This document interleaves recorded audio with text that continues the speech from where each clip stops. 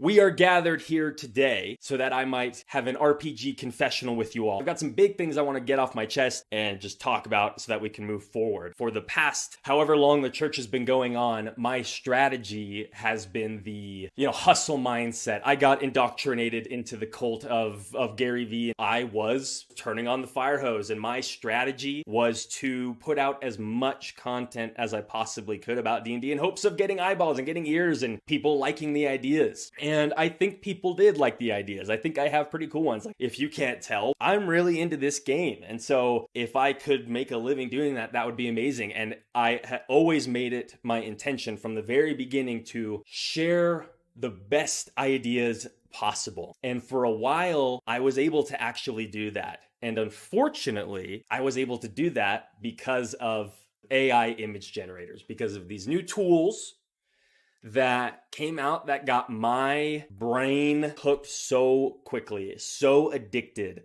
Not only am I someone who is so weird, I think about D&D all the time and I have more ideas in my head than I could possibly share. That was kind of like almost this hurdle that I kept tripping over when I was trying to do whatever this is that I'm doing. But then Midjourney changed things for me. Suddenly, if I wanted to talk about a cool idea I had for an ocean of ink, that was what the gods dipped their pen into. If I wanted to make a short about that idea and have an image to really reinforce that point, I could have it. And that was really, really cool. And it wasn't, but in my eyes at the time, it was good. I was like, I am using this new thing to generate images in the style of Frank Frazetta, an artist who, he'd passed away in 2010. He was so influential on fantasy and me as a kid. I remember being in my grandpa's house as a young kid, flipping through this weird fantasy art book. I don't remember if it was my grandpa's. It was probably my dad's. I was like flipping through his old stuff when he was a kid. And there were these pictures of famous Frank Frazetta artworks. And at the time, I didn't know it was Frank Frazetta. I was just like, whoa, what a cool picture of this big dinosaur or this guy fighting a giant snake. That's cool. So Frank Frazetta has always been a part of my life that has really cemented my artistic interests and things like that. And so when I suddenly had Midjourney and I could create my entire D&D world in the style of Frank Frazetta, I was in. I drank the Kool-Aid. And that's when I torpedoed kind of everything. It was a cursed magic item, essentially, is what I willingly picked up. I was the greedy party member who probably knew it was a bad idea to pick up that item, but I did it anyways. And I definitely paid the consequences. What started to happen was, before, like I said, I had more ideas than I could share visually. That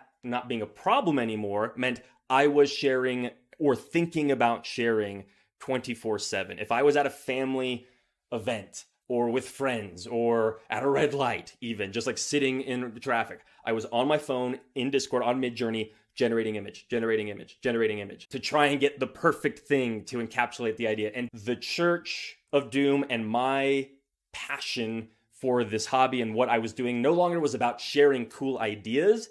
It was just about sharing ideas. And I don't want to say that I think they were necessarily bad ideas, but the way I shared them was just shitty. It was this exact meme, just shoving it down your guys' throats.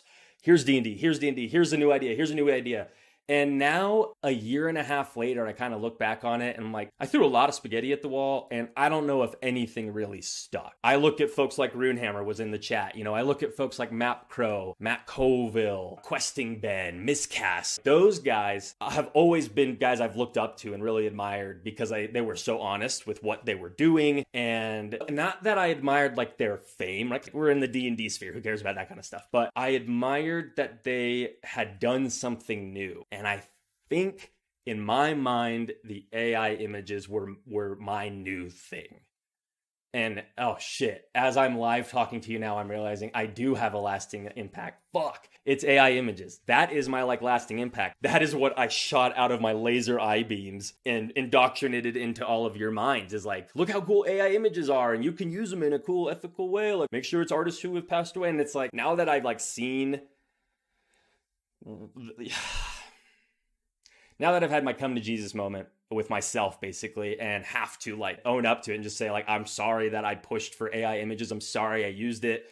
I don't think it's a cool new thing anymore. In fact, I think if you're using it, I encourage and invite you to stop using it because I think it's holding you back. That's what I discovered. It was no longer about creating a cool D&D world with my own hands and knowing it every little detail for fun. It was like, I need to map and know everything in the world of my D&D universe because I can now. And so before I beleaguer the same point over and over and over again, I guess I'll wrap up my kind of confessional part of this sermon by saying I am sorry to all of the artists in our community, to all of the folks who like D&D, to all the new players who like got into D&D and saw my videos in the shorts and were like, whoa, I'm gonna go use that. That's cool. Like, I'm sorry.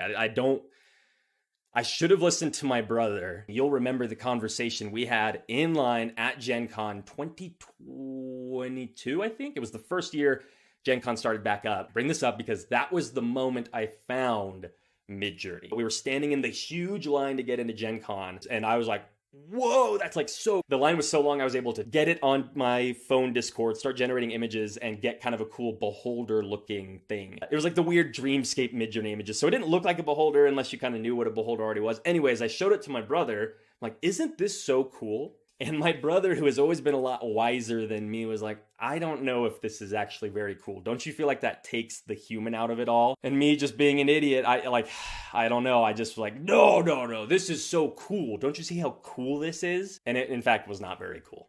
It did rob all of the mortal humanity out of the things that I was wanting to make. And as soon as I took Runehammer's advice, and at the start of this year, stopped using it, things started getting better. And that's what ultimately kind of led to this self-realization of like, everything I put out is kind of shit. Even if the ideas themselves are good, it's tainted by AI. I want to be someone respected in the community, not someone who just gets a lot of views. And that's why I purged the church of basically all of the content that I've ever made.